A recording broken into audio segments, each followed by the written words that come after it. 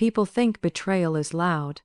They think it roars in like a storm, slamming doors and throwing glasses and screaming through clenched teeth. But the truth, it's quieter than that. Sometimes it slips in softly through the cracks of neglect, through the silence of cold dinners, through the nights where no one asks how you're really doing. For years I was married, but not loved. Not seen. I had a husband, but not a partner. Our home was neat, our routines disciplined, but emotionally, I was starving.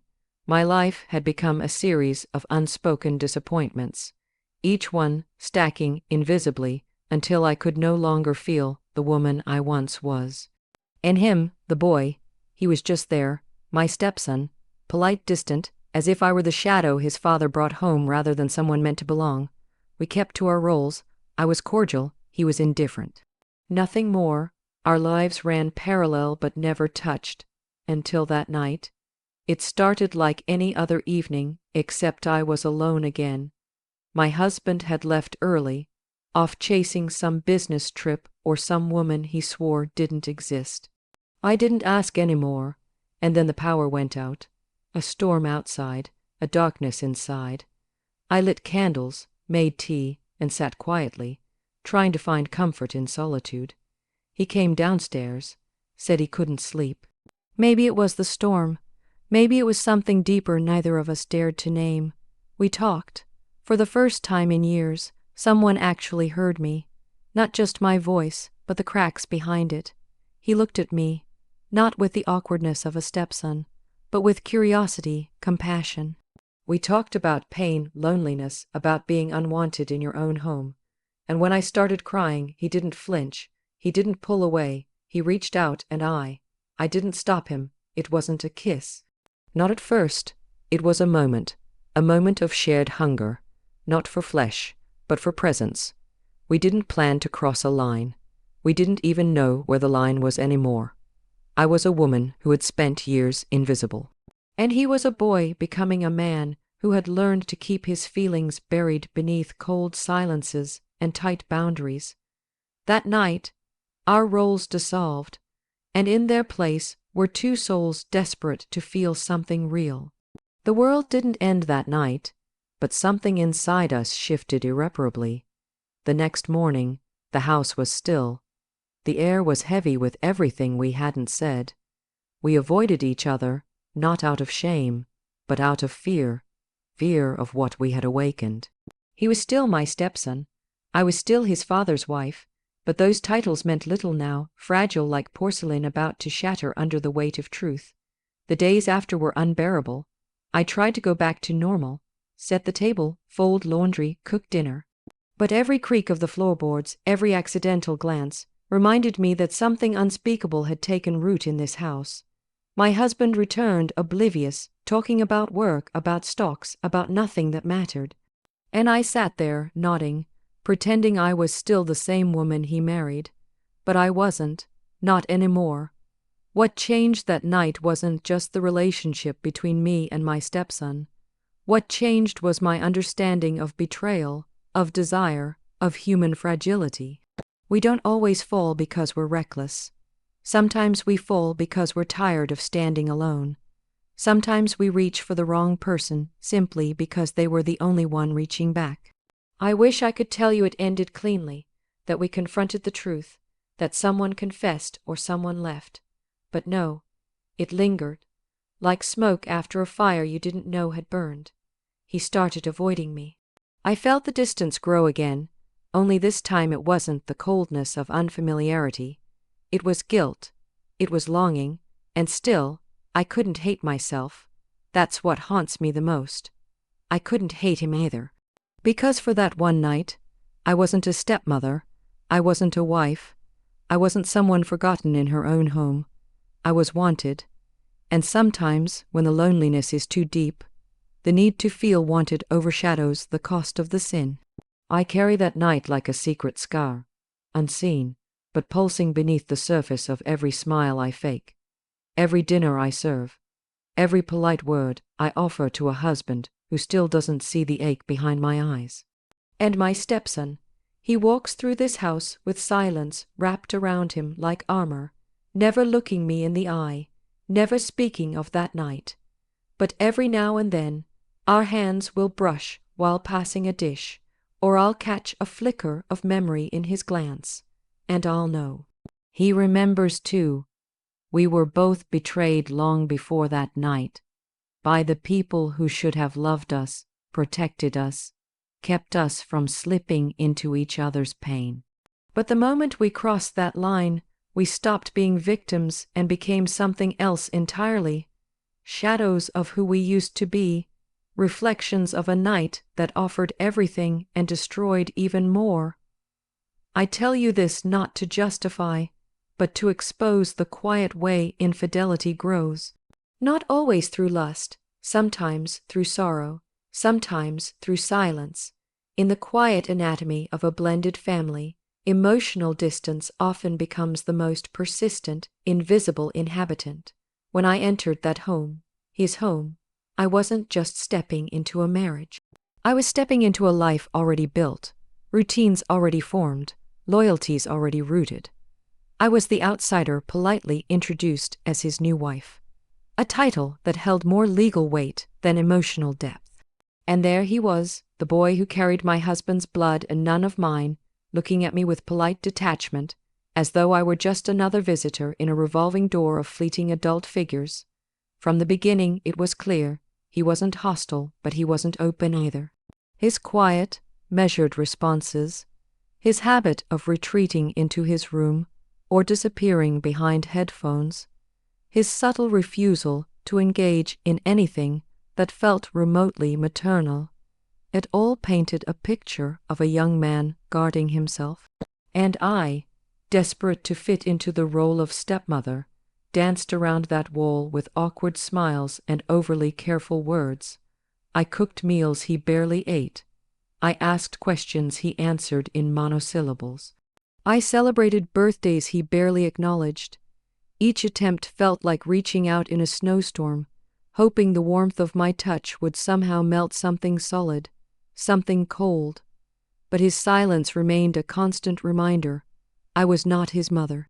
And the truth is, I never tried to be, not really. I knew better than to trespass on a place that belonged to someone else, someone whose absence was always present in the room, even though she never was. His mother, wherever she was, still occupied the sacred space in his heart, and I knew I could never be anything more than a tolerated presence. So I stopped trying to bond. I retreated into civility, treating him not as a child, but as a tenant, someone who lived under the same roof, shared the same dinner table, and occupied the same silences, but who never once truly looked at me. That emotional distance didn't exist in a vacuum. It was nourished, perhaps unintentionally, by my husband's passivity. He never bridged the gap, never fostered connection. He expected harmony to just happen, as if familial closeness was something that bloomed naturally once you signed the marriage certificate. And when it didn't, he pulled back, throwing himself deeper into work, travel, distractions. He left us to find our rhythm alone. We never did. The house, though spacious, began to feel claustrophobic. Every room echoed with the absence of warmth. Breakfasts were mechanical. Dinners were quiet. Holidays were a performance of normalcy, where smiles were plastered on like fragile porcelain. And in the middle of it all was him, my stepson, a presence both near and impossibly distant. I would watch him sometimes from the kitchen window as he sat in the backyard alone, headphones in, head tilted to the sky, detached from this world and from me. I wondered if he felt like I did, adrift in a home that didn't quite know how to hold either of us. But perhaps the most painful part of that distance wasn't his silence. It was mine. Over time, I stopped trying, not out of anger, not even frustration, but resignation. I began to match his energy. If he was quiet, I was quieter. If he withdrew, I stepped back. We existed like polite ghosts haunting the same space, and yet there was always something unresolved beneath it, an emotional undercurrent I never fully understood. Was it pain? Was it confusion? Was it fear? Or was it the simple human need for connection, suppressed so long it had learned to disguise itself as indifference? There were rare flickers, tiny barely, there moments. Like when he once helped me carry groceries in without being asked. Or the time I found him asleep on the couch with the television still playing one of my favorite old movies. Or that one evening he left a cup of tea on the counter for me without a note. Small gestures, nothing grand, but in a household starved of emotional intimacy, even those small moments felt seismic, and yet neither of us ever named them. We let them float between us, unspoken, unexplored. I often wondered if he saw me the way I saw him. As a stranger, we were expected to love without having been given the time, tools, or truth to build that love. Blended families sound beautiful in theory, but in practice, they are often a puzzle made from mismatched pieces, forced together by obligation rather than genuine connection. And that's what we were, mismatched. Functioning, civil, but emotionally starved, both of us circling each other with the aching knowledge that something was missing, and neither of us knowing how to fix it. Loneliness in a marriage is not always loud or dramatic. It's the kind that settles in quietly, like dust in corners you stop noticing until it's thick enough to choke on. I didn't get married for fairy tales. I knew better than to expect candlelit dinners every night or grand gestures every weekend. But I did expect presence, emotional availability, attention, effort. What I got instead was a man who loved only the sound of his own success, a husband who was more faithful to his work than to his vows, and who never quite saw me beyond the surface of what I was supposed to be: functional, composed, reliable. I became his wife in paperwork, in title, in public appearance, but never truly in spirit. At first it started small: the missed calls, the distracted eyes, the dinners where the only conversation was the tapping of his phone under the table. I would dress up some nights just to feel like a woman again, applying lipstick I hadn't worn since our honeymoon, only to be met with a nod, a glance, and then a door closing behind him as he left for another important meeting. I told myself he was tired. I told myself all marriages dull with time. I told myself the problem was mine, that maybe if I tried harder, smiled wider, stayed quieter, he'd come back to me not just physically, but emotionally. But he never did. He drifted further into himself, into the world of numbers, status, business trips, and networking events where I was never invited. And even when I was simply his accessory, something to make the picture look whole, even as it was falling apart behind closed doors. The bed grew colder, the dinners turned into takeout, the compliments vanished, and with every passing day I began to feel like wallpaper in my own home, visible but unnoticed, present but purposeless. I began craving conversation in the strangest ways, with strangers in the grocery store, with baristas who smiled as they handed me my drink, with neighbors I barely knew. I longed for someone to ask how my day was, and mean it. Not out of politeness, but out of genuine curiosity. My voice began to rust from disuse, not literally, but emotionally. I had so many words piled up inside me, but no one to hear them. He was never cruel, never violent, never even raised his voice. But indifference is its own form of violence, slow, bloodless, but lethal. I started reading late into the night, searching for characters who felt more alive than I did. I watched romantic dramas not for the entertainment, but to remember what it was like to be touched with intention. I would lie in bed beside him, wide awake, listening to the steady rhythm of his breath, wondering if he ever noticed the ache just inches away. I wondered if he missed me at all, or if he had already replaced me emotionally, perhaps even physically, with something or someone else. I never had the evidence, But when a man stops looking at you, really looking, the betrayal begins long before he lays a hand on another. It wasn't just the absence of sex. It was the absence of intimacy. The absence of seeing and being seen. I began to shrink inside myself, questioning my worth, questioning my beauty, questioning if I had simply become too ordinary to be loved. I no longer recognized myself in the mirror. I looked tired, not just physically, but spiritually. I went from wanting his love to simply wanting anyone's attention, not out of desperation, but out of human need. We all want to be held, to be heard, to be wanted. So when someone did look at me, not in passing, not out of obligation, but with interest, with depth, it disarmed me. When my stepson asked how I was and waited for an answer, it felt foreign, like touching warm water after years of cold showers. That wasn't supposed to happen. That wasn't the role he was meant to play. But when your husband forgets how to love you, when you've been emotionally abandoned for so long, the heart reaches for the nearest echo of care, and in a house full of silence, even the faintest kindness becomes thunder. I wasn't seeking an affair. I wasn't chasing sin. I was chasing recognition.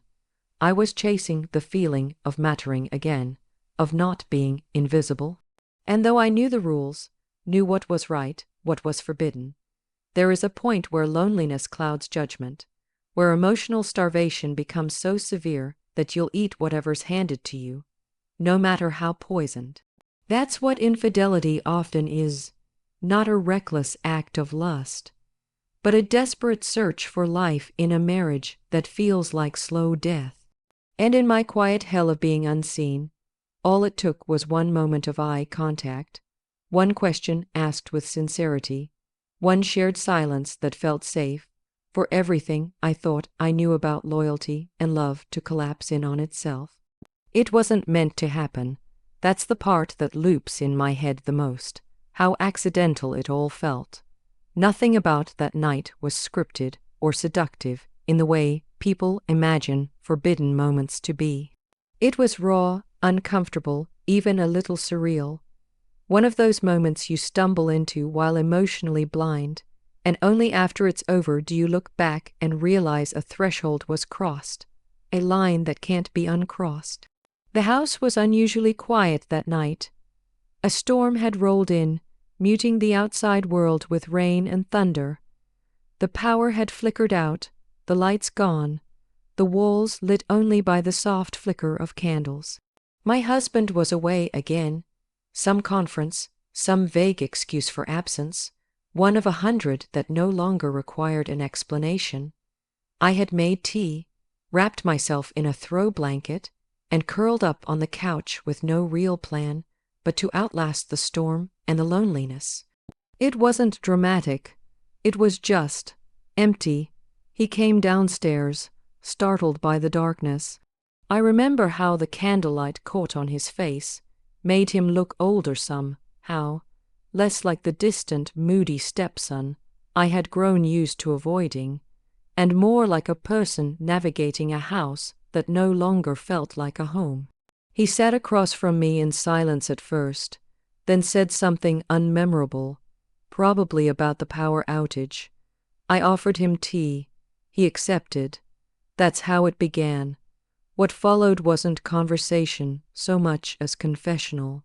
I don't remember who spoke first about the real things, the emotional things, the things we weren't supposed to say out loud. But soon the words started coming. He told me about how isolated he felt in the house, how his father had become a ghost to him too, more interested in business than in bonding.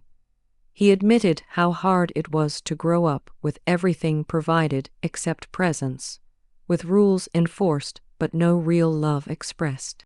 And I told him things I hadn't told anyone in years, how unwanted I felt, how long it had been since someone touched me with affection, how I had begun to doubt whether I was even capable of being loved anymore. We weren't looking at each other directly, just sort of staring into the flickering light, the kind of soft, forgiving darkness that lets you say things without fully facing them. But the energy in the room changed. I felt it, this shift from distance to closeness, from politeness to vulnerability. It didn't feel romantic. It felt human. There was no flirtation, no innuendo, just the kind of brutal honesty that's only possible when two people are at their most emotionally stripped. In that space, we were no longer stepmother and stepson. We were just two wounded people, finally acknowledged by someone else who understood the ache of being invisible. At one point, I started crying. I didn't plan to. I hadn't cried in front of anyone in years, but there it was, years of neglect crashing down in quiet sobs. I tried to cover my face, ashamed, but then he did something I'll never forget. He moved closer, not fast, not invasive, just close enough to reach out, and he touched my hand, not in a possessive way, not in a man-to-woman kind of way, just a gentle, steady hold. The kind that says, I see you. The kind of gesture that someone gives when they're not trying to take anything, just give. That's when the boundary dissolved, not because of lust but because of need. I didn't pull my hand away, I didn't recoil. It felt like warmth after a long winter. It felt like someone had finally opened a window in a house full of stale air. And slowly, hesitantly, that closeness became something else. Our eyes met, he looked afraid. I probably did too, but neither of us moved, and that's when it happened. Not all at once, but in quiet, devastating increments. A touch on the arm became a touch on the cheek. The silence between us thickened until it broke under the weight of breath, of nearness, of something neither of us had ever expected to find in each other. The first kiss was light, hesitant, testing. I remember thinking this can't be happening, even as it was happening.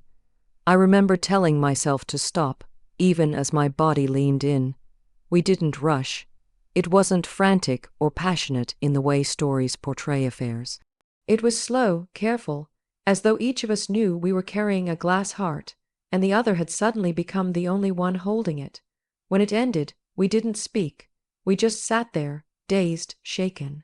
Changed, that moment. The emotional collapse, the vulnerability, the kiss. It was the result of years of emotional neglect and silence crashing into each other in one single night.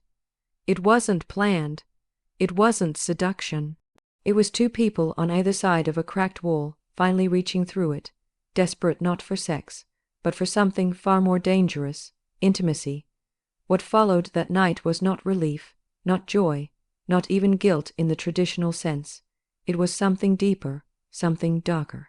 A weight settled between us, thick and suffocating. We didn't speak of it the next morning. The silence, once a product of emotional distance, was now filled with something far more volatile, fear. Not just fear of being discovered, but fear of what it meant. That something forbidden had felt so right in the moment, that what should have destroyed us instead made us feel, for the first time in a long time, seen. That scared us both in ways we didn't know how to articulate. In the days that followed, I couldn't look at him without feeling the memory surge through my body.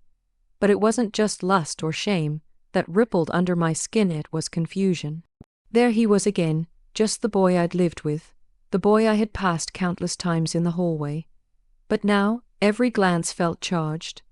We avoided each other not because of awkwardness, but because we didn't trust what proximity might reignite. The tension was unbearable.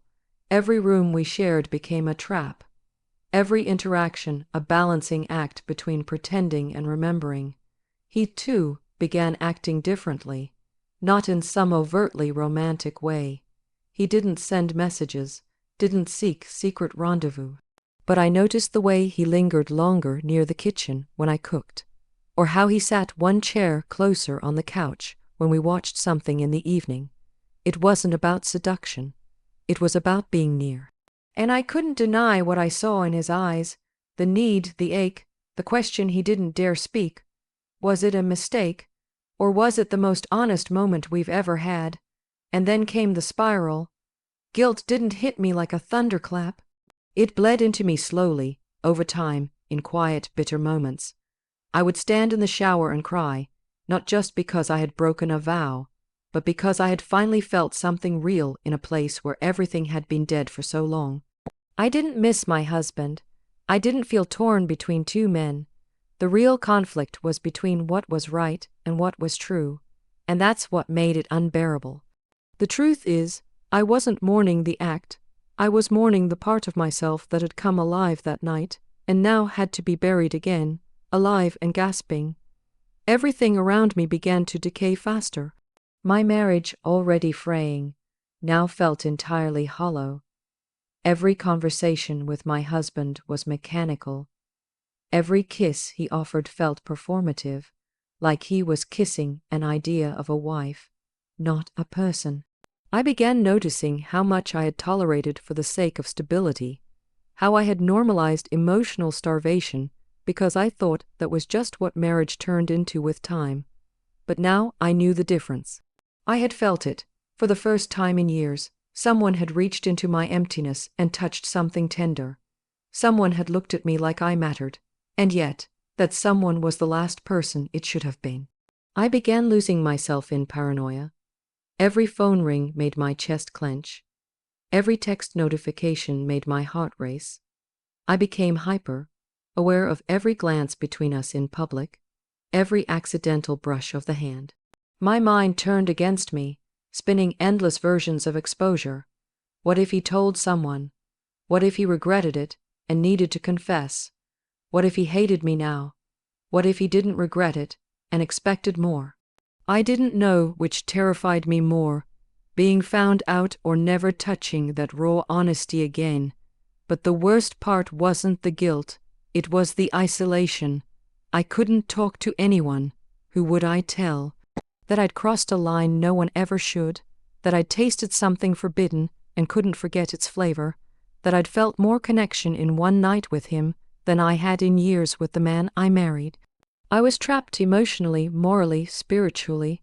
I couldn't confess, but I couldn't move on either. Every day became a performance of normalcy.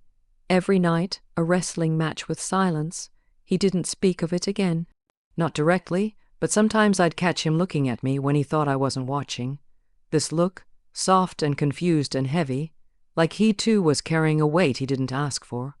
We became kokons, bearers of an unnamed truth, bound not by desire but by the knowing, by the fact that, for one fleeting moment, we had found something real in a world built on pretense, and now we had to live with it. It didn't get easier, it just got quieter. The world kept spinning, pretending nothing had happened, and we played along, but beneath the surface, that moment kept breathing, a secret with its own pulse, something unspoken that followed us from room to room. We didn't touch again, we didn't need to. Once you've tasted that kind of intimacy, the kind that both ruins and resurrects, you're never quite untouched again.